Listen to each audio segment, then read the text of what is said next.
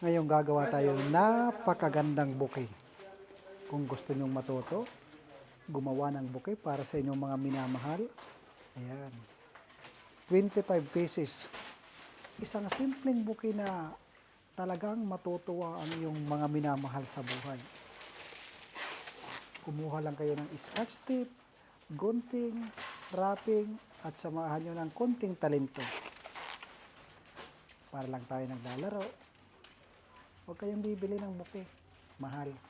Pumili kayo ng bulaklak at gawin nyo sa CR. Or kung gusto mo doon sa likod bahay para hindi makita ng asawa mo or ng jowa mo. Para surprise. Pagdating ng alas 12, ibigay mo. Nako, ang laki ng buka niyan. Napakalambot. Walang kahirap-hirap. Pagtanggal mo, hindi yan ni isusuko ang bataan yan pag binigyan mo ng napakaganda. Ang ginagawa pala natin ay fresh roses. At ito ang tinatawag na 25 pieces white roses, white long wrapping. Wow, napakaganda ng kanyang pangalan. Bakit nga tinawag na white long wrapping?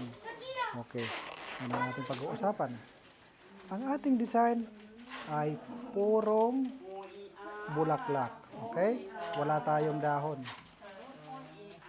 Napakaliit na bouquet, pero grabe, napaka-elegante ng kalalabasan nito.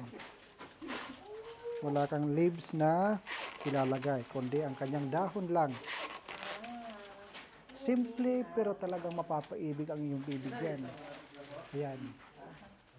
Pagkatapos, putulan natin, masyadong mahaba.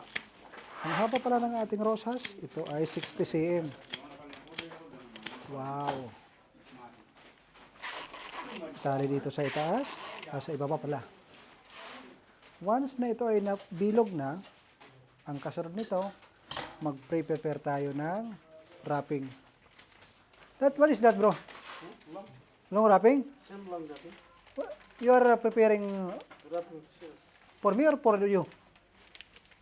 This one, for you, this one. No. I will prepare for me so my 1 million subscriber, he will learn and sorry, English pertilisura. Ito na. Ito pinatulan to ni Paring Omis. Si Paring Omis pala from the heart of Nepal. Malam ka? Malom ni. Gamit tayo ng napakataras na gunting. Wow, walang sabit. Kailangan matalas na gunting. Kasi pag mapuro lang yung gamitin, naku po, Panginoon Diyos, mapapamura ka. Pagka magmumura, masama yan. Yan, tupay lang natin ang bawat gilid. Ganyan ang itsura. Napakasimple. Di ba? Sinasabi ko kayo sa inyo, hindi mo kailangan bumili ng napakamahal na bouquet. Alam niyo kung bakit? Para hindi kumita yung nagtitinda ng flower shop. Biro lang. So, kung ang gumagawa naman ng mga bouquet ay professional florist, ay okay lang, walang problema kahit na mahal. Basta't maganda at maayos ang pagkakagawa. Pero kung ang gumagawa ng inyong bouquet ay dyan lang sa kanto-kanto, basta lang natutong gumawa at pinagbugkos-bugkos ang bouquet, hindi nga malinis ang pagkaka-scotch tape, pagkakatali, ay naku po, mas mainam na kayo na lang ang gumawa at yan ay tinatawag na DIY. Oops, tika lang, hindi pa tayo tapos. Kailangan nyo muna mag-subscribe para mas lalong maging maganda ang resulta ng ating ginagawang 25 white roses long wrapping. Okay? So ito na. Magsisimula na ang pag-wrapping. Ayan. Hanapin natin ang harap. Ito yung medyo flat at maganda yung buka. Iharap natin ang maganda. Ayan, medyo mahaba para makita na malaki. Kahit maliit lang ang ating flowers, medyo habaan natin yung wrapping para sabihin, wow, ang ganda at ang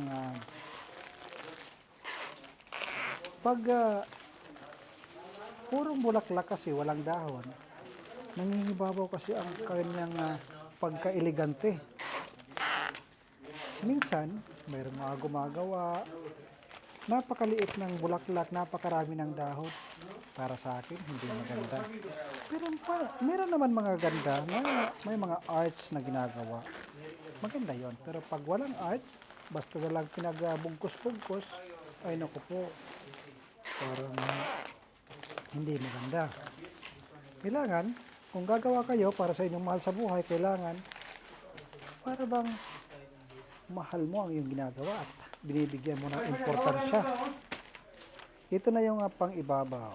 Lagyan natin, tapian, lagyan ng scotch tape. Dahan-dahan lang yung ating paggawa.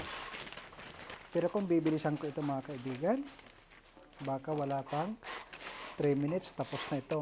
Since kausap ko kayo, kaya ako naman dinadahan-dahan para matuto kayo. At mag-enjoy kayo sa panonood. At syempre, i-subscribe niyo ako, di ba? Ganyan. Medyo, nilagyan ko siya ng medyo curly-curly dyan sa harap para magkaroon ng eleganteng design, siyempre. Kailangan dalawa. Huwag mong titipirin sa wrapping. Hanggat kaya mong lagyan at magawan mo ng design, gawin mo para ang ating customer at ang ating bibigyan ay maging happy. Sabi nga ni Jollibee, hindi ko alam, ipapatulas-tas patuloy tayo. Bida ang saya. Ayan, ito na yung pang-ilalim, yung paa, babalutin ko na yung paa. Ayan. Kung gaano kalaki yung buki natin ginawa, ganun din yung ating haba, hindi katamtaman lang pala. Hindi mahaba, hindi maikli. Kasi, imaginin mo, maliit yung katawan, mahaba yung paa, pangit. Dapat katamtaman lang. Hindi mo kailangan magbigay ng napakalaking bouquet. Ang kailangan, makapagbigay ka ng present at elegante tingnan para MID ng iyong jowa na tupakin at ng iyong asawa. Di ba? Ito naman yung dolong. Last na. Last ingredients. Tapiin ang bawat dolo. Sundan nyo yung aking ginagawa. Napakasimple. Kung ikaw'y matuto, pwede ka nang tayo ng flower shop at kumita habang nag-i-enjoy. Pag busy, kumikita habang medyo nai-stress. Ngayon, kukuha tayo ng ribbon. Okay, ayan. Pwede tayong gumamit ng pangtanggal ng kulangot na ribbon. Yan, napakatalas niyan. Ayan.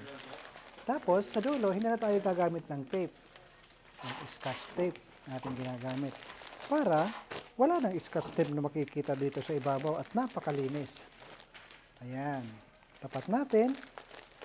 Napakasimple. Kahit grade 1 kaya itong gawin.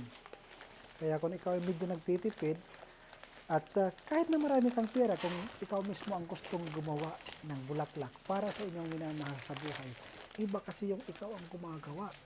Pag nalaman ng asawa mo at ng jowa mo na ikaw ang gumawa, edi dubli ang pag-ibig sa iyo yan. Kasi minsan, magtatanong yung yung asawa mo o yung jowa, saan ka bumili niyan? Sabihin niyan, doon sa kanto. Edi sasabihin, ang ganda. So ang na-appreciate niya, yung gumawa ng bulaklak, di ba? Baka doon pa siya magkagusto, mas mainam na ikaw ang gagawa. So gumawa tayo ng bow, gamit tayo ng malaking gunting, yung kanyang nanay, yun yung anak. Hindi mo na itatali, ganoon lang, dapat dito, yan na yung pinakatali niya. Simple lang, di ba? Pinaabot natin ng 9 minutes to 10 minutes. Dapat matatapos siya ng 3 minutes lang. Ganoon ako kabilis. Tingnan niyo yung mga binagawa kong video, mga dambuhala at malalaki. Kailangan medyo mahaba ng konti para pagdating sa picture, maganda at elegante tingnan. Kasi makikita ng ating mga kapitbahay, mga pinsan, at mga marites natin na kakilala. Siyempre, kailangan silang mag-heart. Yung iba hindi nag-heart yan. Hindi yan nagla-like. Alam niyo naman, pag video, excuse me po, patawarin niyo po ako. Kasi yun ang katotohanan. Pag medyo ayaw nila at nagagandahan, hindi yan na nagla-like at kasi medyo na ano yan naiinggit Ganun talaga yan. So ito na yung ating napakagandang bouquet. Special para sa inyo, para sa aking viewers. So ayan, magandang araw at mabuhay po kayo. Simple lang, pero kita nyo naman, puting-puti. Napaka-elegante. Pa-like naman and pa-subscribe.